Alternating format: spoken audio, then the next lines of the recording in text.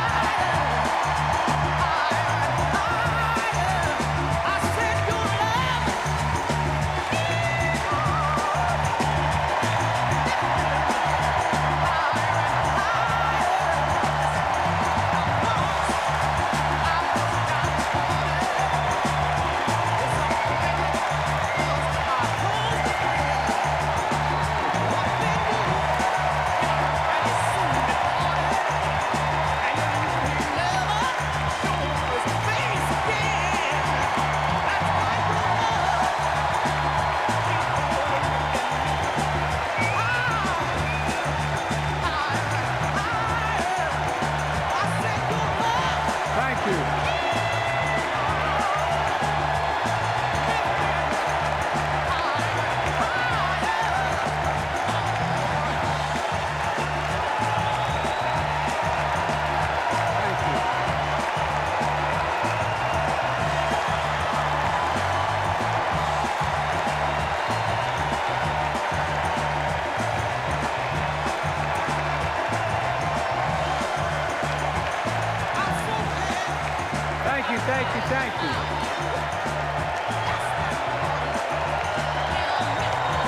Thank you.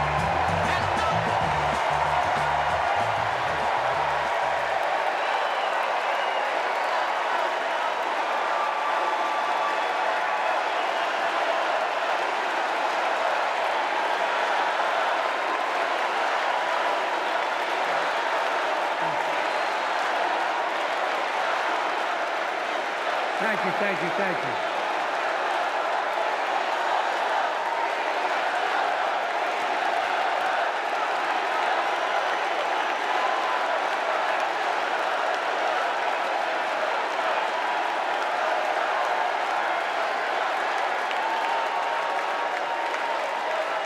Thank you, thank you, thank you.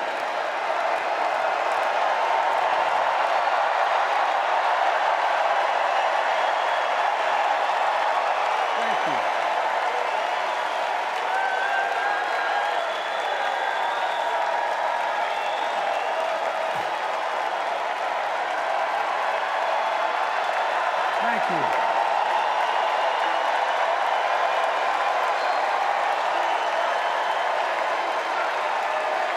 Thank you. I love you.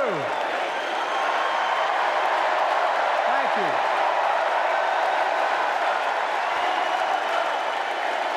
Thank you, thank you, thank you.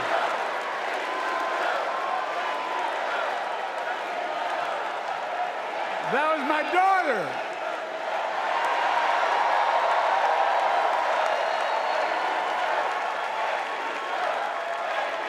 Thank you.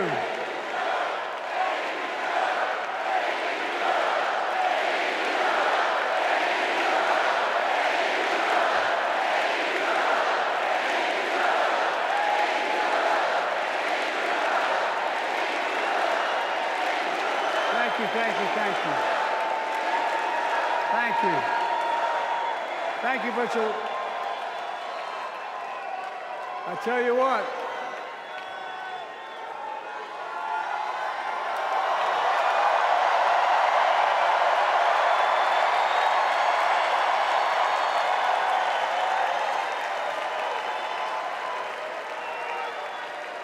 To my dearest daughter, Ashley, God love you, you're incredible.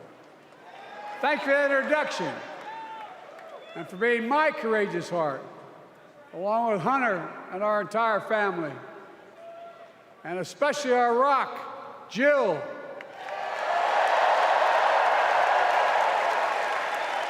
who, as those of you who know us, she still leaves me both breathless and speechless. Everybody knows her. I love her more than she loves me. She walks down the stairs and I still get that going boom, boom, boom. You all will know me. No, I'm kidding. Let's give a special round of applause to our First Lady, Jill Biden.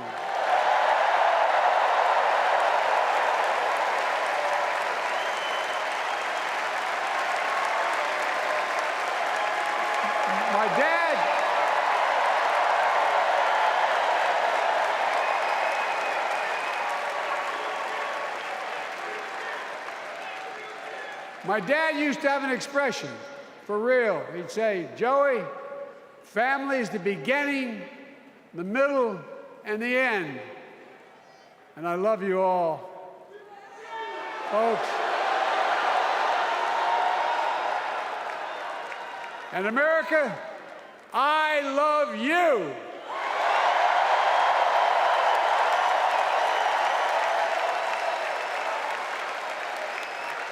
Folks, let me ask you.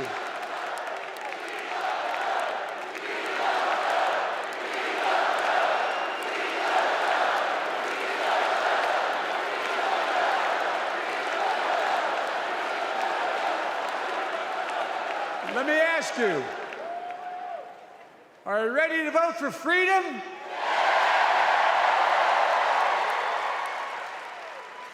Are you ready to vote for democracy and for America? Let me ask you, are you ready to elect Kamala Harris and Tim Walz, President and Vice President of the United States?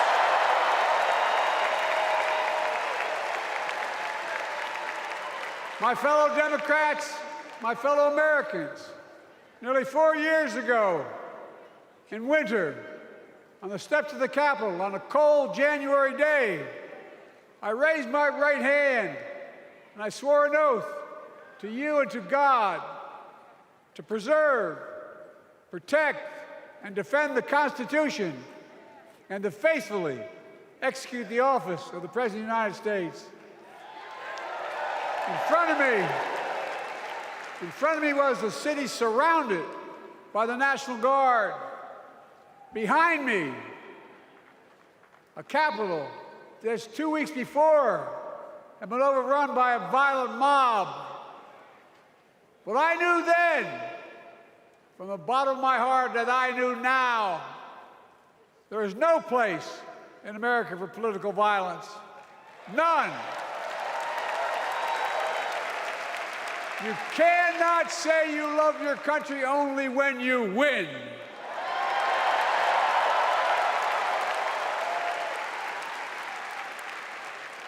In that moment, I wasn't looking to the past.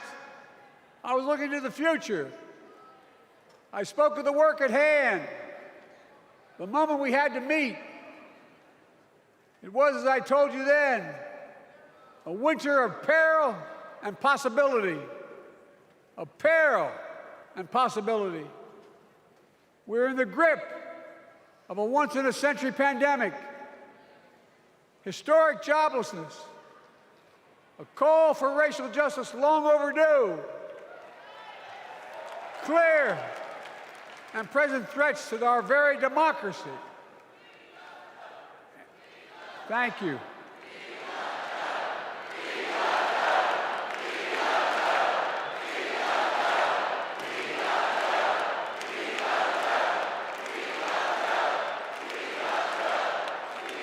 And yet I believed then, and I believe now, that progress was and is possible. Justice is achievable. And our best days are not behind us, they're before us.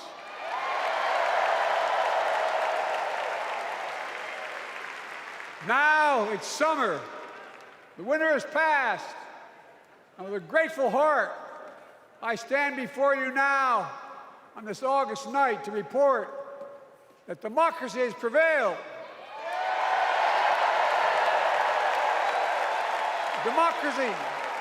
Democracy has delivered. And now democracy must be preserved.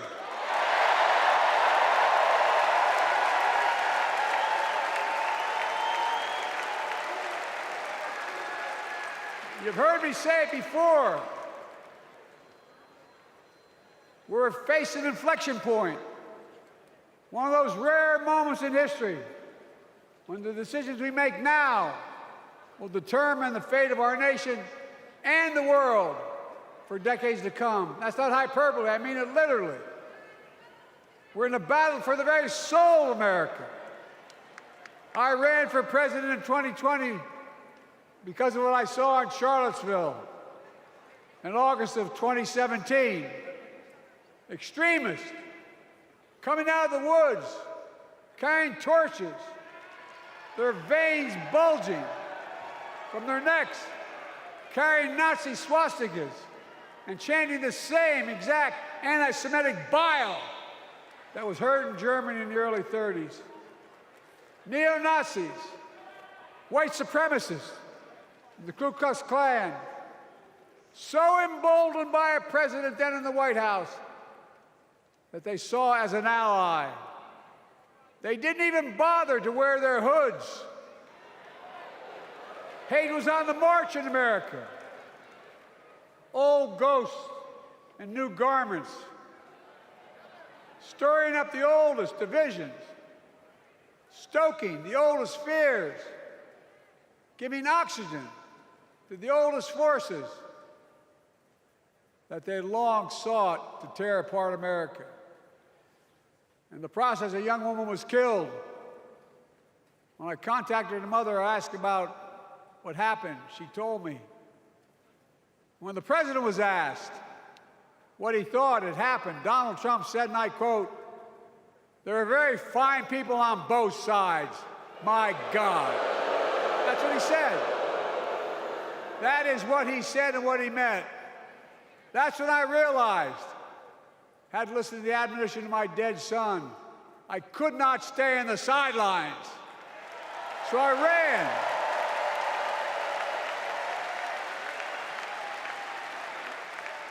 Because I had no intention of running again. I just lost part of my soul. But I ran with a deep conviction. In America, I know and believe in an America where honesty, dignity, decency still matter. An America where everyone has a fair shot and hate has no safe harbor.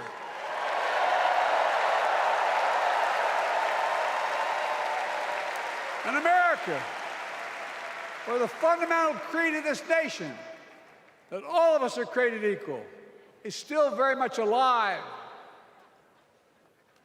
And a broad coalition of Americans joined with me. 81 million voters voted for us, more than any time in all of history. Because of all of you in this room and others, we came together in 2020 to save democracy.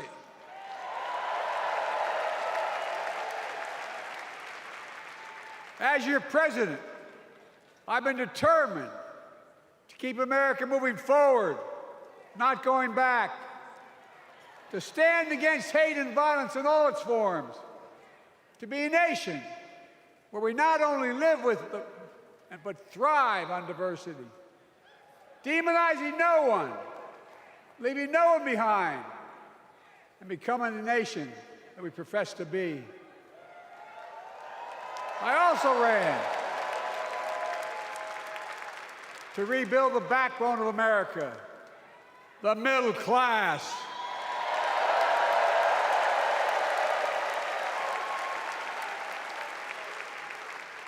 I made a commitment to you that I be a president for all Americans, whether you voted for me or not.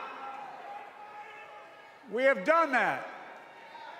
Studies show the major bills we have passed actually delivered more to red states than blue. Because the job of the president is to deliver to all of America.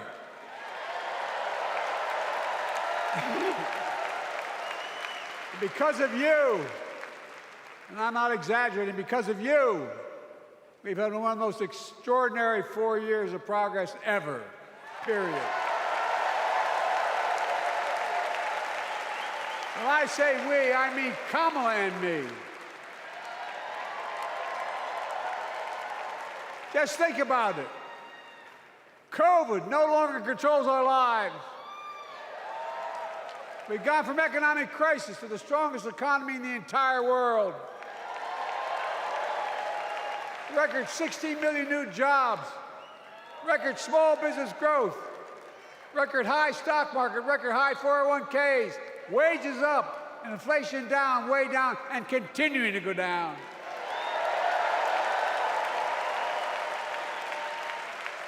The smallest racial wealth gap in 20 years. And yes, we both know we have more to do, but we're moving in the right direction. More Americans have peace of mind that comes from having health insurance. More Americans have health insurance today than ever before in American history.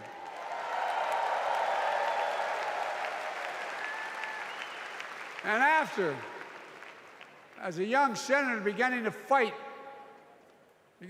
for 50 years to give Medicare the power to negotiate low prescription drug prices, we finally beat Big Pharma.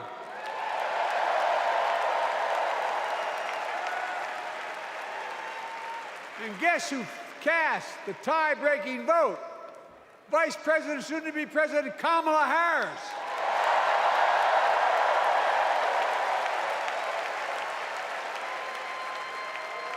And now it's the law of the land. Instead of paying $400 a month for insulin, seniors with diabetes will pay $35 a month. The law we passed already includes, starting in January, every senior's total prescription cost can be capped at $2,000 no matter how expensive the drugs they have. And what we don't focus on, and our Republican friends don't seem to understand, our reforms don't just save seniors money, they save the American taxpayers money. You know what we just passed saved? It saved $160 billion over the next decade. That's not hyperbole. It's because Medicare no longer has to pay those exorbitant prices to the Big Pharma. But look, well, thank you, Kamala, too. Look, folks, how can we have the strongest economy in the world without the best infrastructure in the world? Donald Trump promised Infrastructure Week every week for 4 years, and he never built a damn thing.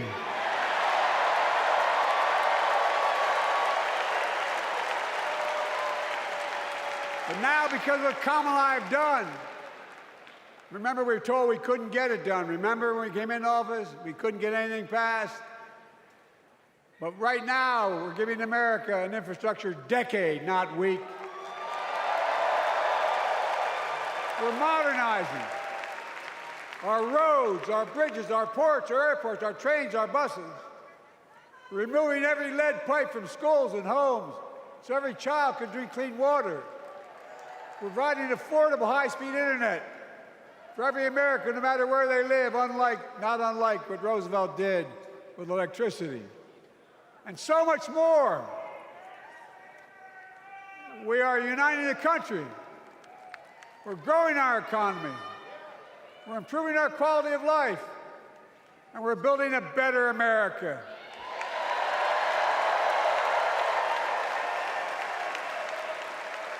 Because that's who we are. How can we be the strongest nation in the world without leading the world in science and technology? After years of importing 90% of our semiconductor chips from abroad, which America invented those chips, our Chips and Science Act meant that private companies from around the world are now investing literally tens of billions of dollars to to build new chip factories right here in America.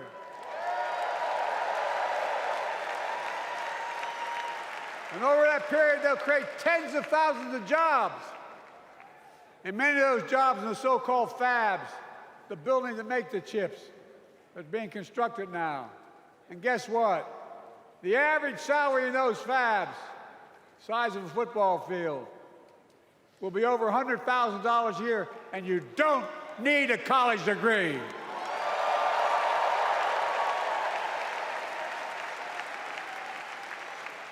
Because of you and so many electeds out there, American manufacturing is back. Where the hell to say we wouldn't lead the world in manufacturing? 800,000 new manufacturing jobs.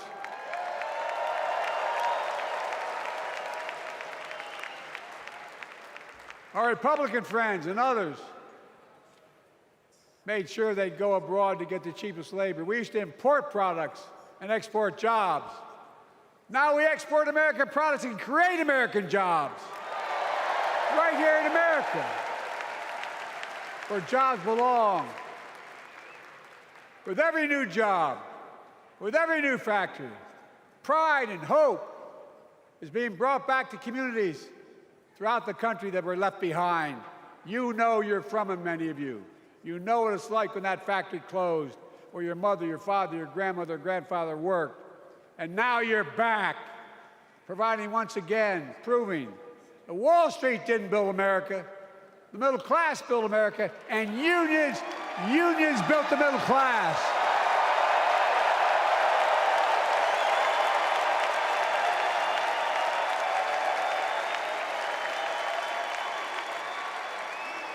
It's been my view since I came to the Senate.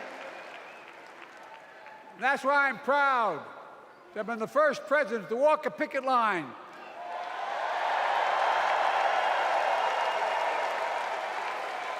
and be labeled the most pro-union president in history, and I accept it. It's a fact.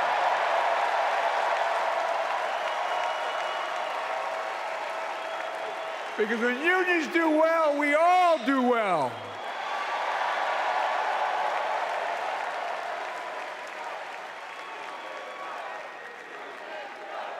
You got it, man. You got it.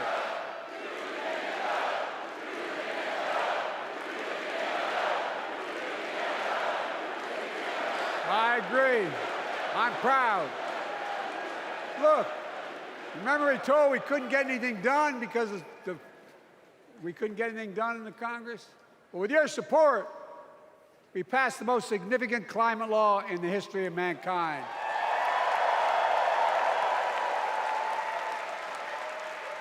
Over $370 billion.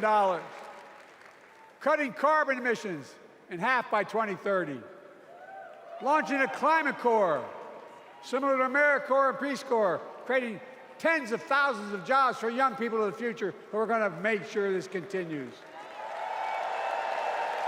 Creating hundreds of thousands of jobs in clean energy for American workers, including the IBEW installing 500,000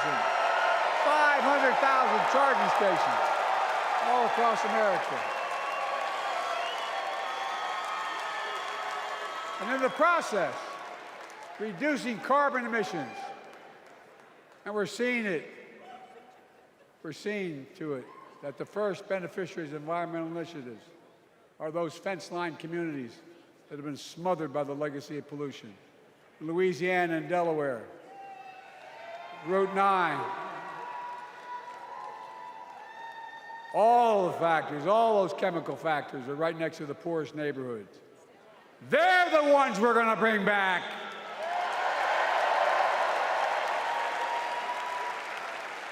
And how? How can we be the greatest nation in the world without the best education system in the world? Donald Trump and the Republican friends, they not only can't think, they can't read very well. Seriously, think about it. Look at their Project 2025. They want to do away with the Department of Education. Well, during the pandemic, Kamala and I helped states and cities get back their schools back open. And we gave public school teachers a raise.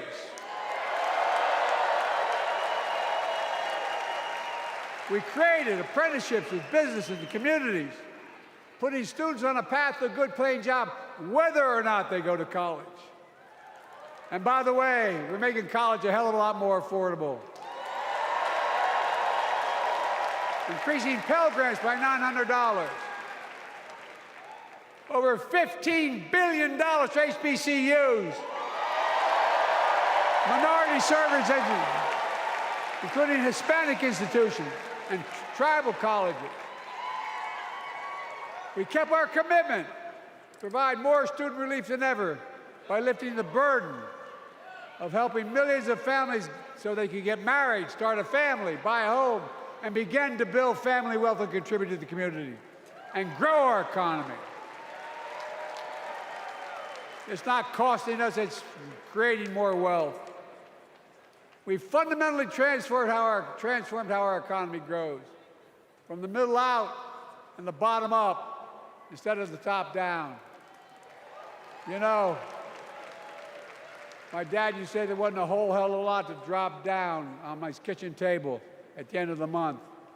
I come from a basic middle-class family, 3-bedroom house, 4 kids, a grandpop living with us, decent neighborhood, but never a penny to spare. And look, that top-down notion never worked. A lot of Democrats didn't think it worked, thought it worked, but it doesn't. And when we did all that, what we've done, everybody can do well. Everybody.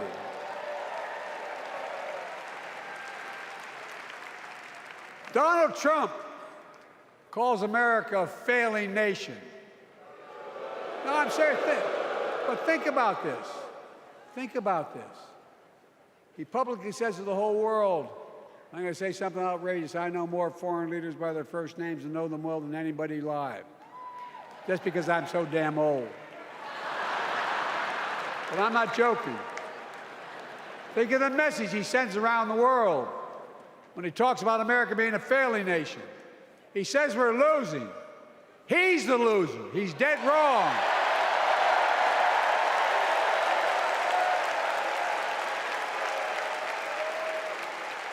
Many of you are very successful people who travel the world.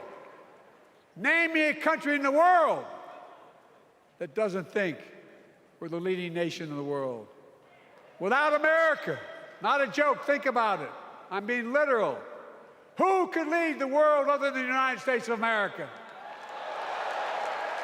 Well, guess what? America's winning, and the world's better off for it. America's more prosperous, and Americans are safer today than under Donald Trump. Trump continues to lie about crime in America, like everything else. Guess what? On his watch, the murder rate went up 30%, the biggest increase in history. Meanwhile, we made the largest investment, Kamala and I, in public safety ever. Now, the murder rate is falling faster than any time in history. Violent crime has dropped to the lowest level in more than 50 years.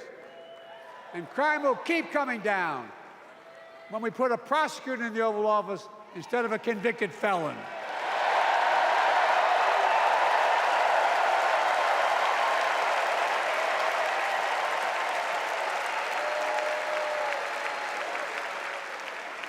And folks, the distinguished senator from the C Senator from California and I passed the first ban on assault weapons. And guess what? It worked. If we care about public safety, we need to prevent gun violence. And what makes me ashamed when I travel the world, which I do, more children in America are killed by a gunshot than any other cause in the United States. More die from a bullet than cancer, accidents, or anything else in the United States of America. My God.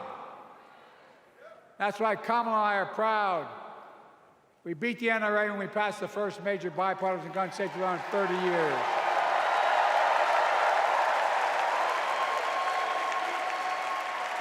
I'm serious.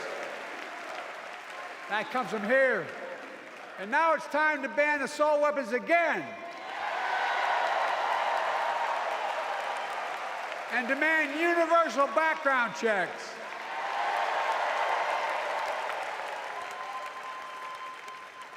It's hard. I never thought I'd stand before a crowd of Democrats and refer to a president as a liar so many times. No, I'm not trying to be funny. It's sad. Trump continues to lie about the border. Here's what he won't tell you. Trump killed the strongest bipartisan border deal in the history of the United States that we negotiated with the Senate Republicans. It took 4 weeks.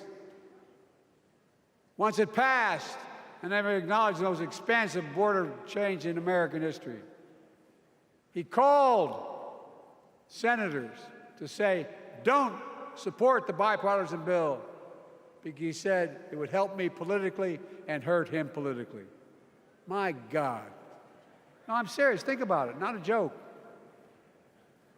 Ask even the press who doesn't like me. They'll tell you that's true. Typically, Trump, once again, putting himself first and America last. Then I had to take executive action. The result of the executive action I took, border encounters have dropped over 50%. In fact, there are fewer border crossings today than when Donald Trump left office. And unlike Trump, we will not demonize immigrants, saying they're the poison of blood of America, poison the blood of our country. Kamala and I are committed to strengthening legal immigration, including protecting dreamers and more.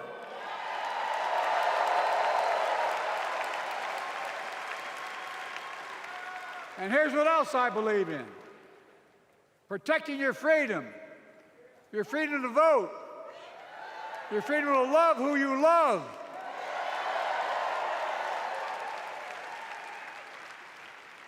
And your freedom to choose.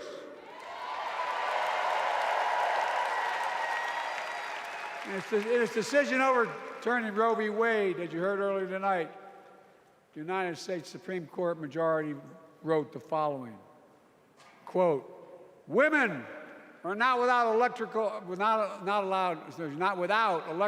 electoral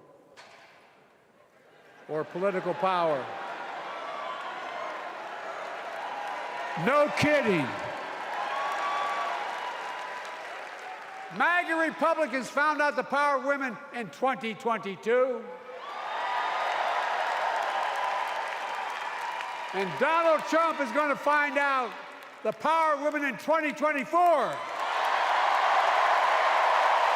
Watch.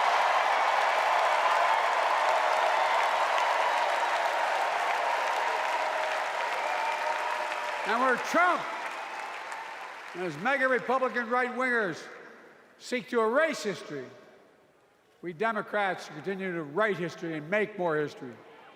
I'm proud to have kept my commitment to appoint the first black woman in the United States Supreme Court.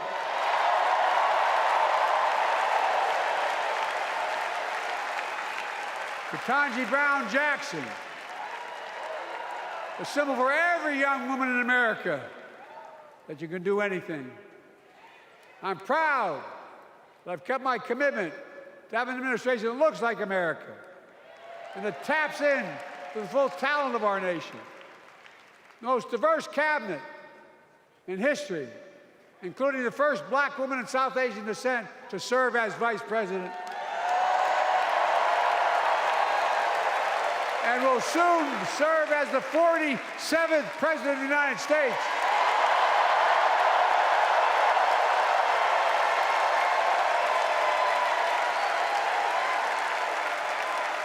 She is good. Look. Thank you, Kamala.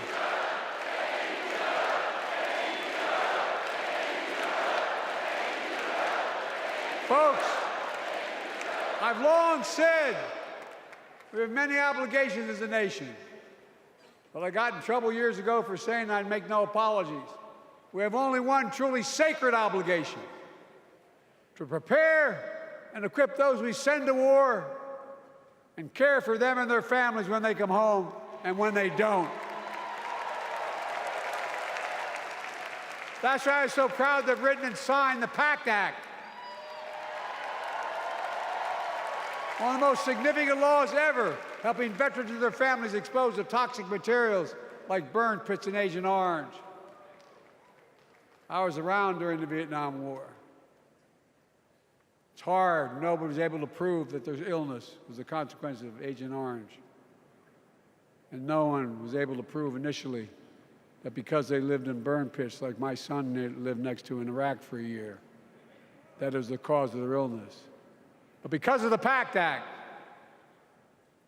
a surviving spouse with 2 children is now eligible for a stipend of about $3,000 a month. And those children who lost a parent are eligible for tuition benefits to go to college and to get job training. It's already helping over 1 million veterans and their families just so far. Well, I love them, and I'm so proud of my son's service. We get it, but guess who doesn't get it and doesn't respect our veterans? We know from his own Chief of Staff, the 4-star General John Kelly, that Trump, when in Europe, would not go to the grave sites in France. The brave service members who gave their lives to this country. He called them suckers and losers. Who in the hell does he think he is? Who does he think he is? There's no words for a person. They are not the words of a person not worthy of being commander-in-chief, period. Not then, not now, and not ever. I mean that. I mean that from the bottom of my heart.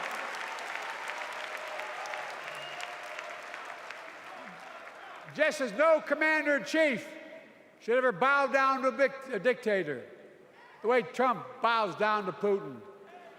I never have, and I promise you, Kamala Harris will never do it. Will never bow down. When Trump left office, Europe and NATO was in tatters. Not a joke. America First doctrine changed our whole image in the world. Well, they gave the hours, about 190 hours sum total, me and my counterparts or heads of state in Europe, to strengthen NATO. We did. We united Europe like it hadn't been united for years, adding Finland and Sweden to NATO. 10 days before he died, Henry Kissinger called and said, not since Napoleon has Europe not looked over their shoulder at Russia with dread, until now. Until now. Well, guess what? Putin thought he'd take Kyiv in 3 days. 3 years later, Ukraine is still free.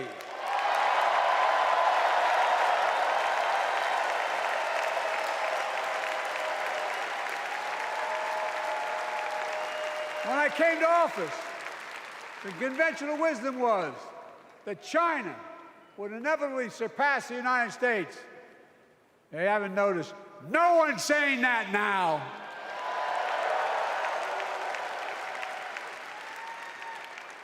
And we'll keep working to bring hostages home and end the war in Gaza and bring peace and security to the Middle East.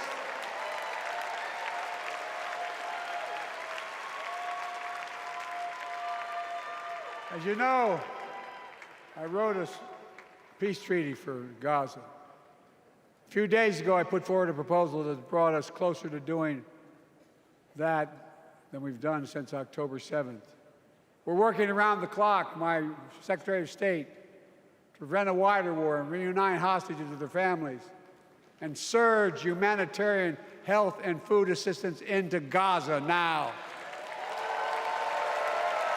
To end the civilian suffering of the Palestinian people.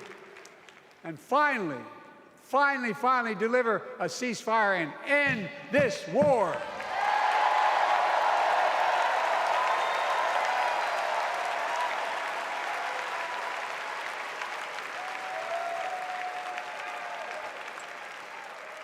Those protesters out in the street, they have a point.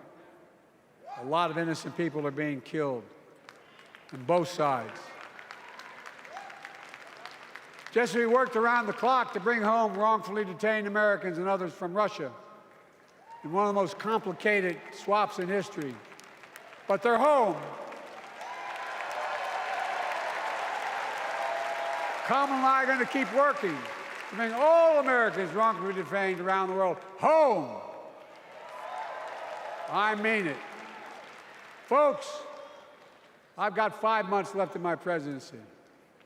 I've got a lot to do. I intend to get it done.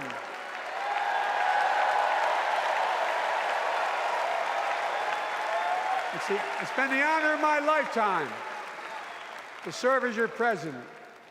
I love the job, but I love my country more.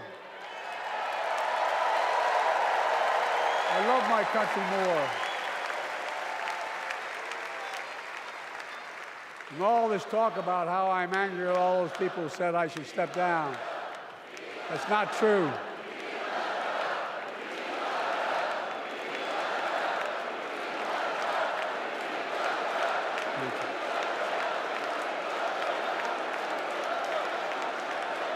I love my country more, and we need to preserve our democracy.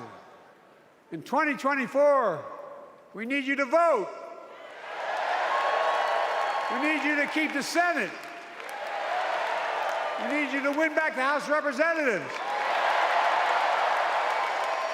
And above all, we need you to beat Donald Trump.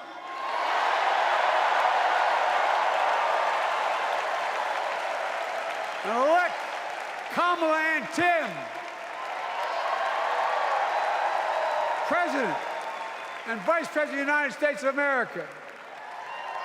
Look, they'll continue to lead America forward, creating more jobs, standing up for workers, growing the economy, lower the cost to American families so they just have a little more breathing room. We've made incredible progress, but we have more work to do. And Kamala and Tim will continue to take on corporate greed and bring down cost of food. They'll keep taking on Big Pharma, making insulin $35 a month, not just for seniors, but for everyone in America. And capping prescription drug costs at a total of $2,000, not just for seniors, but for everyone. And folks, that's going to save America again tens of billions of dollars. Folks, they'll make housing more affordable,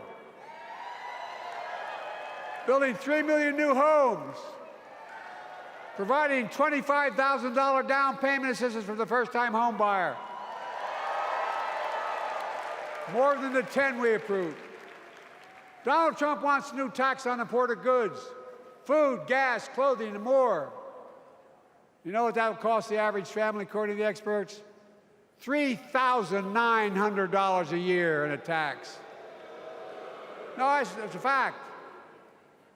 Kamala and Tim will make the child care tax credit permanent.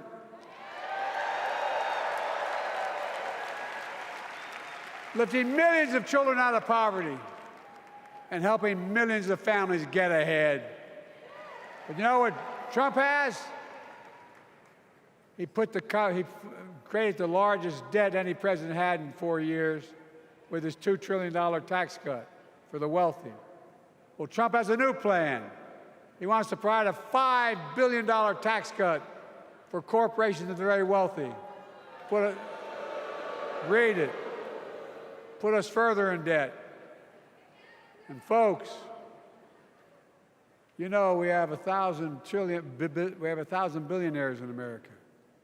You know what their average tax rate they pay? 8.2%.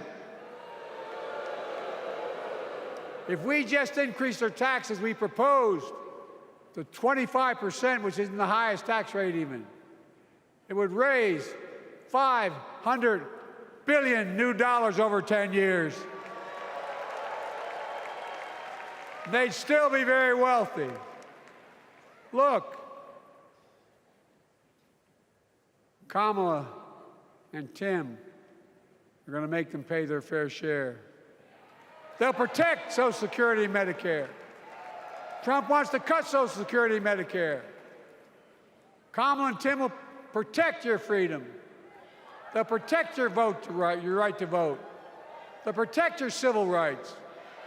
And you know Trump will do everything to ban abortion nationwide. Oh, he will. You know, Kamala and Tim will do everything they possibly can. That's why you have to elect a Senate and a House to restore Roe v. Wade.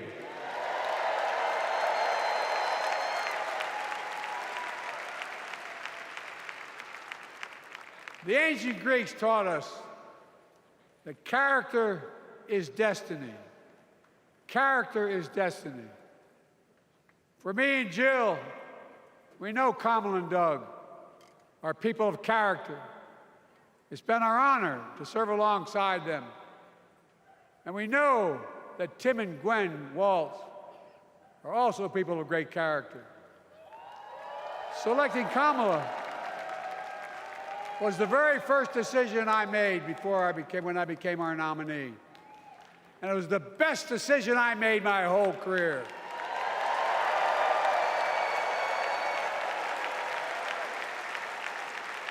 We've not only gotten to know each other, we've become close friends.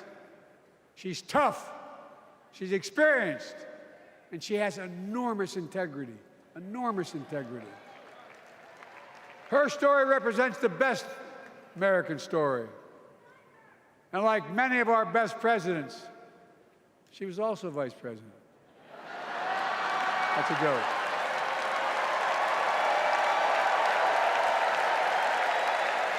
But she'll be a president our children can look up to. She'll be a president respected by world leaders because she already is. She'll be a president we can all be proud of. And she will be a historic president who puts her stamp on America's future.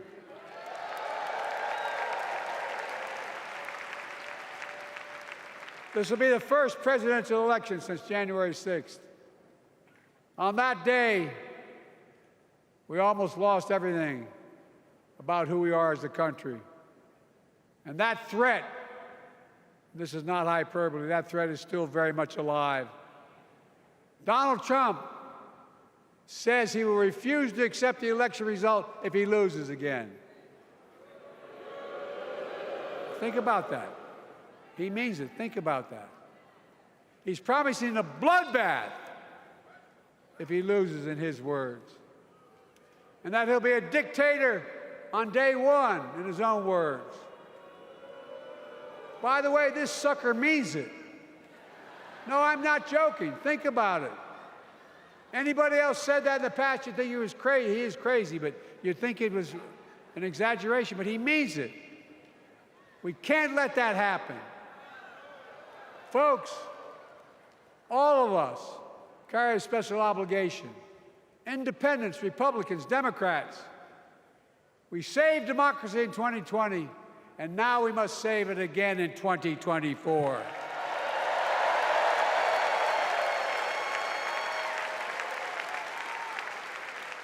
The vote of each of us cast this year will determine whether democracy and freedom will prevail. It's that simple. It's that serious. And the power is literally in your hands. History is in your hands. Not hyperbole. It's in your hands. America's future is in your hands. Let me close with this. Nowhere else in the world could a kid with a stutter and modest beginnings in Scranton, Pennsylvania, and Claymont, Delaware, grow up to sit behind the resolute desk in the Oval Office,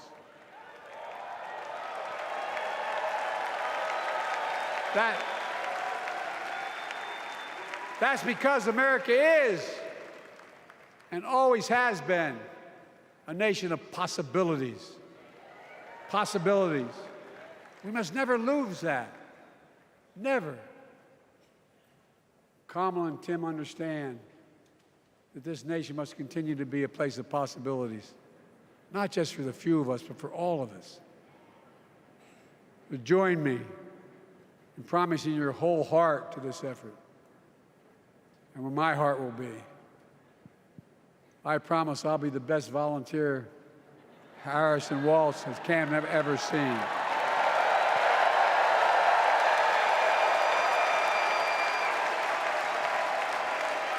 Each of us has a part in the American story. For me and my family, there's a song that means a lot to us, that captures the best of who we are as a nation. The song is called American Anthem. There's one verse that stands out, and I can't sing worth a damn, so I'm not going to try. I'll just quote it. The work and prayers of centuries have brought us to this day. What shall our legacy be? What will our children say? Let me know in my heart, when my days are through, America, America, I gave my best to you.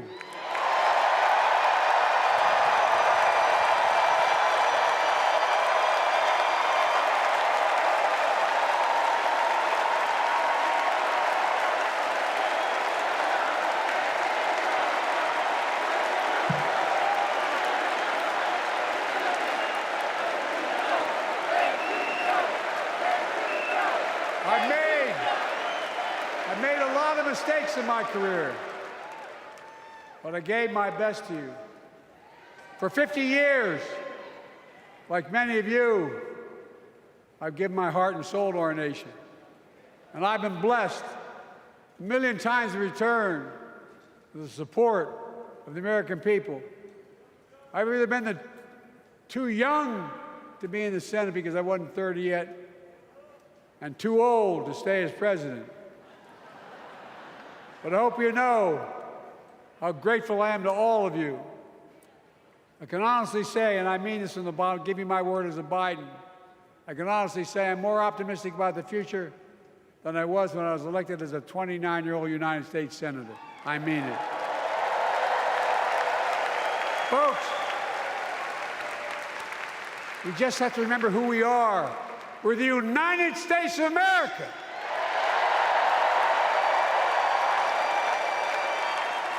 And there's nothing we cannot do when we do it together. God bless you all, and may God protect our troops. Thank you.